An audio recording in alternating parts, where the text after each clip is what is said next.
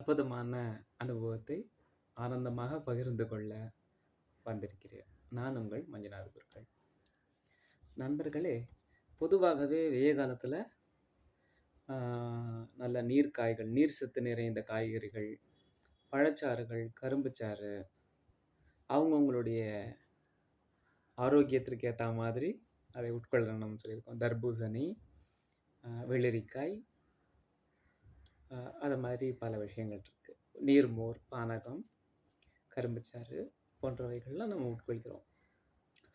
வீட்டில் முடிந்தவரை குளிர்ந்த நீர்கள், குளிர்ந்த பிரதேசத்தில் இருக்கிறது, மரங்களை நிறைய வளர்க்கிறது, மரத்துக்கு போய் ரெஸ்ட் எடுக்கிறது, இதெல்லாம் பார்த்துக்கிட்டு இருக்கோம். ஆனால் மனிதன் பிரயாணம் செய்கிறது நிறுத்த முடியாது இல்லையா? ஏதோ ஒரு நிர்பந்தத்துக்காக, ஏதோ ஒரு சந்தர்ப்பத்திற்காக நம்ம வீட்டில் நம்ம ஒரு பார்க்கிங் வச்சுருப்போம், இல்லை எங்கேயாவது ஓரமாக செவுத்தோரமாக நிப்பாட்டிடுவோம். வாகனங்கள் போகிற இடங்கள்லாம் நமக்கு சௌகரியமான இடத்துல நிப்பாட்ட முடியாது. ஒரு அலுவலகத்திற்கோ, ஒரு பேங்க்குக்கோ, ஒரு வங்கிக்கோ செல்லும் பொழுது நம்மளுடைய வாகனத்தை வெளியே நிறுத்தி விடுவோம்.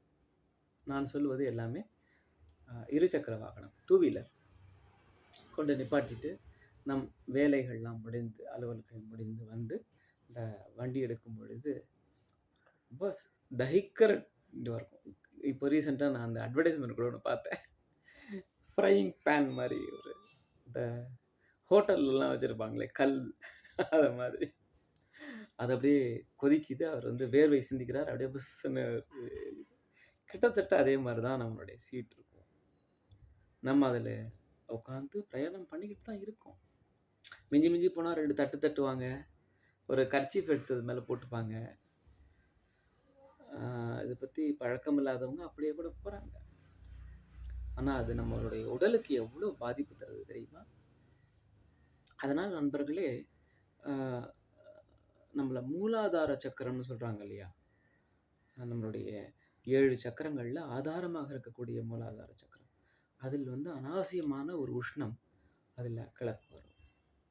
ஆல்ரெடி அது ரப்பராக இருக்கலாம், ரெசினாக இருக்கலாம், அல்லது லெதராக இருக்கலாம். என்ன ஒரு பொருளாக இருந்தாலும் ஒரு சூடு தகிக்கக்கூடிய விஷயத்தின் மேலே நம்ம உட்காந்துக்கிறோம். திரைப்படங்களில் வர்ற மாதிரி ரொம்ப காமெடியாக சொல்லுவாங்க, அந்த இடம் பொசுங்கி போகிற மாதிரியோ, நெருப்பில் கொதித்தாது போலவோ, ஏதோ ஒரு வலி தாங்க முடியாத வலி வந்தால் அது மாதிரியோ நம்ம விவேக் சார் நடிச்சிருக்காங்க, வடிவேல் சார் நடிச்சிருக்காங்க.